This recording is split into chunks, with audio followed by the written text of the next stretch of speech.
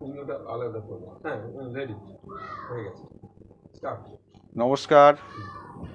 আজ মহাত্মা হানিম্যানের জন্মদিন উপলক্ষে হাজার পুষ্প দিব্যস্মারক চ্যারিটেবল ট্রাস্টের প্রাণ পুরুষ ক্ষিতি দত্তর এই যে আয়োজন, যে অনুপ্রেরণা, তাতে অংশগ্রহণ করতে পেরে আমি নিজেকে যথেষ্ট ধন্য বলে মনে করছি।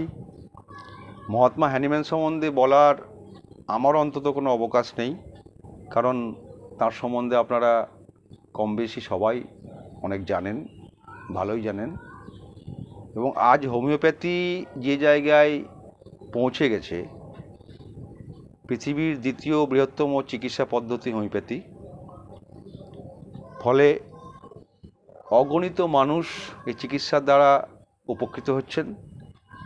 এবং তার যে উদ্ভাবক মহাত্মা হ্যানিম্যান, তিনি বহু মানুষের উপকার করে চলেছেন বিভিন্নভাবে, এবং তাকে আমার আন্তরিক শ্রদ্ধা জানাবার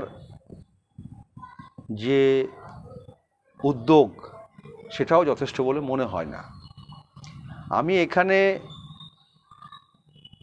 যেটুকু হোমিওপ্যাথি সম্বন্ধে বলতে পারি, হোমিওপ্যাথিক তার ব্যাপক প্রসার এবং চিকিৎসার যে ব্যাপ্তি, সে বিষয়ে কোনো সন্দেহের অবকাশ নেই। তবে আমি যেহেতু একটি শিক্ষা প্রতিষ্ঠানের সঙ্গে জড়িত, যারা হোমিওপ্যাথির পৃষ্ঠপোষক, হোমিওপ্যাথি পড়ানো হয়, ডাক্তার তৈরি করা হয়, সেই পক্ষ থেকে আমার একটা কথা এখানে এখন বলা কথা মনে হয়। আমরা যারা দীর্ঘদিন ধরে যারা এই চিকিৎসা করে আসছি, প্র্যাকটিস করে আসছি, তারা বিভিন্নভাবে, হ্যানিম্যান যেভাবে বলেছেন homeopathy is based on experience and observation, say observation এবং এক্সপিরিয়েন্সের মাধ্যমে আমরা যে অভিজ্ঞতা লাভের মাধ্যমে যে জ্ঞান সঞ্চয় করি বা জ্ঞান অর্জন করি, তার সঠিক প্রয়োগের বোধহয় ঠিক সঠিক পদ্ধতি আমাদের মধ্যে এখন অবধি আসেনি।